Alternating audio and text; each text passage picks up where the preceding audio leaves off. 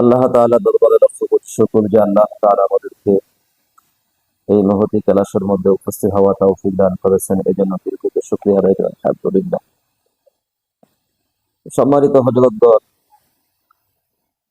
আমাদের এই ক্লাসে আলোচনা চলতেছিল, গত ক্লাসে আলোচনা হচ্ছিল গুনাহ আমাদেরকে কি কি ক্ষতি করে। এখন কথা হচ্ছে হযরত, আমরা তো আসলে গুনাহ কি ক্ষতি করে এটা তো আমরা সকলেই মোটামুটি একটা ধারণা আমাদের হয়ে গেছে, ঠিক না? বাকি এই গুনাহগুলো যেহেতু আমাদের হয়ে গেছে, এখন আমাদের করণীয় কি? যদি আমাদের গুনাহগুলো হয়ে যায়, তাহলে আমাদের করণীয় হচ্ছে এই গুনাহ থেকে কিভাবে পরিত্রাণ পেতে পারি, এই গুনাহ থেকে কিভাবে আমরা বেঁচে থাকতে পারি, এই গুনাহ থেকে আমরা কিভাবে মুক্তি লাভ করতে পারি, সেই বিষয়টা আমাদের জানা অতীব জরুরি। যেহেতু রোহানিয়তের ক্লাস আলহামদুলিল্লাহ নিয়ত করেছি, আল্লাহ তাআলা যদি কবুল করে, যেই বিষয়টা আলোচনা করব এই বিষয়টার পাশাপাশি সমাধানটা আমরা নিয়ে আসবো ইনশাআল্লাহ। যেহেতু আমাদের গুনাহ হয়ে গেছে, আর গুনাহ হবে এটা কিন্তু স্বাভাবিক কথা, ঠিক না? গুনাহ যে আমাদের হবে এটা স্বাভাবিক, কিন্তু গুনাহ হওয়ার পর গুনাহ থেকে ফিরে না আসা এটা হচ্ছে অসম্ভব। গুনাহ তো সকল মুসলমানেরই কম আর বেশি হওয়ার কথা বা হতে পারে। গুনাহ হবে না বা গুনাহ করি নাই এমন কেউ আছেন? আমি গুনাহ করি নাই বলতে পারবেন কেউ? যে আমার জীবনে কেউ গুনাহ করি, আমার জীবনে কোনোদিন গুনাহ হয় নাই, আমার জীবনে কোনোদিন গুনাহ হওয়ার সম্ভাবনা নাই, এমন চিন্তা চেতনা কেউ বলতে পারবে? এই কথা কারো বলা সম্ভব? সম্ভব না। তো আল্লাহ তাআলা আমাদেরকে সুন্দর করে বুঝিয়েছেন যে বান্দা গুনাহ করবে না। গুনাহ থেকে বাঁচার পদ্ধতি, এই জায়গা থেকে ফিরে আসার পদ্ধতি আল্লাহ তাআলা বলে দিয়েছেন। ফাকুল তুস্তাগফিরু রাব্বাকুম ইন্নাহু কানা গফফারা, বলছেন আল্লাহ তাআলা। সূরা নূহ মধ্যে আল্লাহ তাআলা বলছেন, ফাকুল তুস্তাগফিরু রাব্বাকুম ইন্নাহু কানা গফফারা ইউরসিলিস সামাআ আলাইকুম মিদরারা ويمددكم بأموال وبنين ويجعل لكم جنات ويجعل لكم أنهارا। আল্লাহ তাআলা বান্দাকে বলেন, বান্দা তোমরা গুনাহ করবা, এটা তো স্বাভাবিক কথা, কিন্তু গুনাহ করার পরে গুনাহ থেকে ফিরে না আসা এটা হচ্ছে অস্বাভাবিক। গুনাহ করা এটা আশ্চর্যের বিষয় নয়, গুনাহ করার পর তওবা না করা, গুনাহ থেকে ফিরে না আসা এটা আশ্চর্যের বিষয়। বিষয়টা বুঝতেছেন? তো সম্মানিত হযরতগণ, আমি আজকে কেন কোন বিষয়টা আলোচনা করব এটা আপনারা সকলেই কম বেশি জানেন, ঠিক না? মোটামুটি ধারণা হয়ে গেছে যে এই বিষয়টা আলোচনা করতে চাচ্ছি, এই বিষয়টা মোটামুটি একটা ধারণা হয়ে গেছে আপনাদের। এই বিষয়টা আমি কেন নিয়ে আসলাম? ফাকুল তুস্তাগফিরু রাব্বাকুম, আল্লাহ তাআলা যে এই ইস্তেগফারের কথা বললেন, তওবার কথা বললেন, এর কারণটা কি? এটা তো আমরা সকলেই জানি, তওবার বিষয়টা, ইস্তেগফারের বিষয়টা। এর পরেও আমরা কেন এই বিষয়টা নিয়ে আসলাম? এটা যদিও আমাদের কাছে একেবারে সিম্পল একটা বিষয়, একেবারে মামুলি একটা বিষয়, কিন্তু বাস্তবিক কথা হচ্ছে এটা এত মামুলি না। নবী পাক সাল্লাল্লাহু আলাইহি ওয়াসাল্লাম দৈনিক নামাজ পড়তেন কয় ওয়াক্ত? বলেন তো একজনে। আল্লাহর রাসূল দৈনিক কয় ওয়াক্ত নামাজ পড়তেন? বলেন একজন। আমার কথা বোঝেননি আপনারা? আল্লাহর নবী দৈনিক নামাজ পড়তেন কয় ওয়াক্ত? জি, 5 ওয়াক্ত। আর দু একজনে বলবেন 6 ওয়াক্ত। আর কেউ বলবেন? আর কেউ বলবেন? হ্যাঁ, আচ্ছা, মিউট করে দেন। সম্মানিত হযরতগণ, এখানে অনেক কিছু শিখার আছে। আল্লাহ রাসূল সাল্লাল্লাহু আলাইহি ওয়াসাল্লাম দৈনিক নামাজ পড়তেন 9 ওয়াক্ত। আল্লাহ রাসূল সাল্লাল্লাহু আলাইহি ওয়াসাল্লাম দৈনিক কয় ওয়াক্ত নামাজ পড়তেন? 9 ওয়াক্ত নামাজ পড়তেন। কেমনে? 5 ওয়াক্ত নামাজের কথা আমরা সকলেই জানি। বাকি 6 ওয়াক্ত যারা বলছেন, হয়তোবা তারা বলবেন তাহাজ্জুদ যোগ হইছে, এই কারণে 6 ওয়াক্ত হইছে।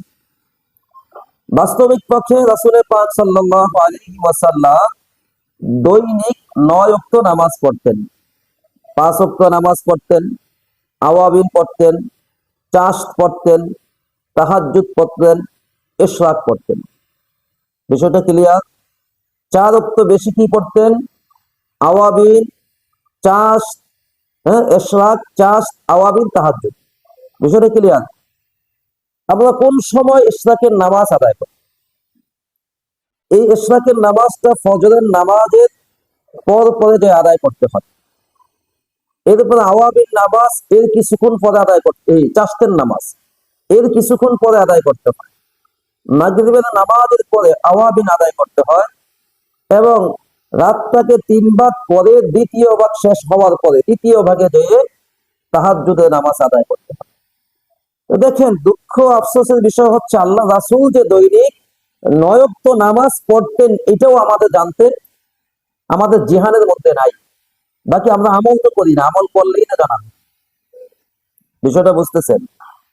আল্লাহ রাসূল সাল্লাল্লাহু আলাইহি ওয়াসাল্লাম দৈনিক নামাজ পড়তেন কয় ওয়াক্ত? 9 ওয়াক্ত। কয় ওয়াক্ত পড়তেন? দিলের মধ্যে রাখতে হবে কথাটা। দৈনিক নামাজ পড়তেন 9 ওয়াক্ত। 9 ওয়াক্তের মধ্যে একটা ওয়াক্ত পাইলাম আমরা ইশরাক। একটা ওয়াক্ত কি পাইছি? ইশরাক। আল্লাহ রাসূল সাল্লাল্লাহু আলাইহি ওয়াসাল্লাম বলেন, যেই ব্যক্তি ফজরের নামাজ আদায় করার পরে ওই বিছানায় বসে সূর্য উদয় পর্যন্ত জিকির আজকার তাসবিহ তাহলিল পাঠ করার পরে ওই জায়গার মধ্যে সূর্য ওঠার পরে 2 রাকাত করে 4 রাকাত নামাজ আদায় করে। কিসের নামাজ? ইশরাকের নামাজ। রাসূল পাক সাল্লাল্লাহু আলাইহি ওয়াসাল্লাম বলেন, যেই ব্যক্তি 4 রাকাত ইশরাকের নামাজ আদায় করলো, সে যেন আমি নবী মুহাম্মদ সাল্লাল্লাহু আলাইহি ওয়াসাল্লামের সাথে একটা হজ এবং একটা উমরা আদায় করবে। সুবহানাল্লাহ। বিষয়টা বুঝতেছেন? এইগুলো প্রথম একটা ফজিলত। দ্বিতীয় বিষয়টা হচ্ছে, যারা দৈনিক ইশরাকের নামাজ আদায় করবে, আল্লাহ তাআলা তাদেরকে কোনোদিন রিজিকের অভাব দেখা দিবে না, রিজিকের পেরেশানি কখনো হবে না। গতকালকে না পরশুদিনের ক্লাসে বলছিলেন যে রিজিকের জন্য কি আমল দিবেন।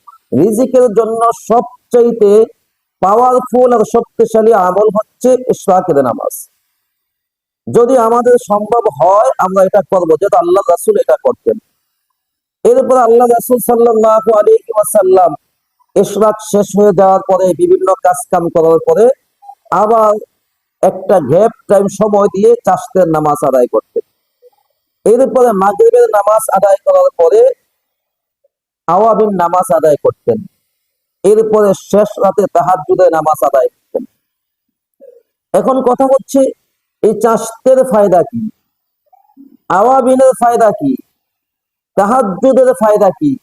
এটা আমরা সকলেই কম আর বেশি জানি। বাকি একটা কথা আপনাদেরকে স্পষ্ট আমি বলে দেই, সেই বিষয়টা হচ্ছে, যতদিন পর্যন্ত আপনি তাহাজ্জুদ গুজার বান্দার অন্তর্ভুক্ত না হবে, যতদিন পর্যন্ত আপনি তাহাজ্জুদের অভ্যাস গড়তে না পারবেন, ততদিন পর্যন্ত আল্লাহ ওয়ালা হওয়ার ঘেরান, আল্লাহ ওয়ালা হওয়ার স্বাদ কখনই সম্ভব না। এক কথায় যদি বলি, তাহাজ্জুদ ছাড়া কোনো ব্যক্তি আল্লাহ ওয়ালা হতেও পারে নাই, কিয়ামত পর্যন্ত হতেও পারবে। যদি আপনার আল্লাহ ওয়ালা হতে হয়, আল্লাহ তাআলার কাছে কোনো কিছু পেতে হয়, আল্লাহ তাআলার কাছে কোনো কিছু চাইতে হয়, তাহলে তাহাজ্জুদ পড়ে আল্লাহ তাআলার কাছে চান। আল্লাহ তাআলা আপনাকে আমাকে ডাকতে থাকে। রাত্র যখন শেষের দিকে চলে যায়, আল্লাহ তাআলা প্রথম আসমানের দিকে চলে আসে, বলতে থাকে, হে বান্দা, কে আছো অভাবগ্রস্ত, আমার কাছে চাও, তোমার অভাবকে আমি দূর করে দিই। কে আসো বিপদগ্রস্ত আমার কাছে বলো, তোমার বিপদ আমি দূর করে দিই। কে আসো সন্তান হয় না আমার কাছে বলো, আমি তোমাকে সন্তান দান করে দিই। কে আসো ইজ্জত সম্মান নাই আমার কাছে বলো, আমি তোমাকে ইজ্জত সম্মান বৃদ্ধি করে দিই। আসলে বুঝে থাকলে বলুন তো, ইজ্জত দেওয়ার মালিক কে? আল্লাহ তাআলা। সম্মান দেওয়ার মালিক আল্লাহ তাআলা। রিজিক দেওয়ার মালিক আল্লাহ তাআলা। সন্তান দেওয়ার মালিক ও আল্লাহ তাআলা। বিষয়টা বুঝতেছেন? এই কথাগুলো বোঝানোর জন্যই আজকের বিষয়টা নিয়ে আসছি। রাসূল পাক সাল্লাল্লাহু আলাইহি ওয়াসাল্লাম দৈনিক নামাজ পড়তেন 9 ওয়াক্ত। কিন্তু আজকে যেই বিষয়টা নিয়ে আসলাম, ইস্তেগফার, তওবা ও ইস্তেগফার, এটা হাদিসের মধ্যে আসছে আল্লাহ রাসূল সাল্লাল্লাহু আলাইহি ওয়াসাল্লাম দৈনিক পাঠ করতেন 100 বারের অধিক। কতবার? 100 বার। নামাজ পড়তেন দৈনিক 9 ওয়াক্ত, কিন্তু ইস্তেগফার করতেন দৈনিক 100 বার। এক হাদিসে আছে 70 বারের বেশি, আরেক হাদিসে আছে 100 বার। আল্লাহ রাসূল সাল্লাল্লাহু আলাইহি ওয়াসাল্লাম জীবনে কোনোদিন গুনাহ করে নাই, এটাই তো আমরা বিশ্বাস করি। সমস্ত নবীগণ মাসুম, গুনাহ করতে পারে না। গুনাহ আল্লাহ তাআলা তাদেরকে দিয়ে করাই নাই, কিন্তু আপনারা আমি তো মাসুম না। এরপর আল্লাহ রাসূল সাল্লাল্লাহু আলাইহি ওয়াসাল্লাম সিনাকে চাক করেছেন, আল্লাহ তাআলা নিজ জিম্মায় ধুয়ে মুছে পরিষ্কার করেছেন, কিন্তু আপনারা আমারটা করেছেন? করেন নাই।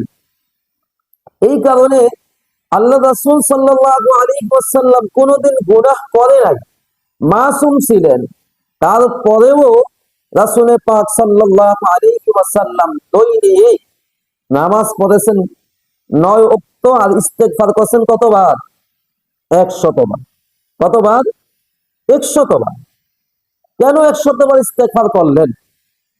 আসলে যদি আমি বলি, আপনারা আমরা কালকে বা গত আলোচনার মধ্যে আমরা শুনছিলাম যে আমরা গুনাহ করলে কি কি আমাদের ক্ষতি হয়, বলছিলাম না?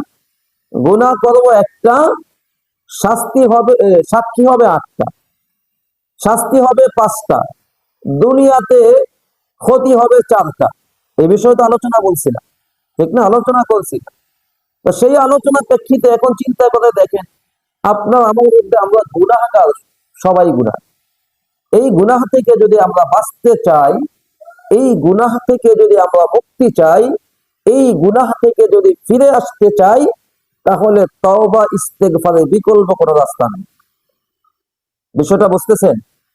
তওবা ইস্তেগফারের বিকল্প কোনো রাস্তা নাই।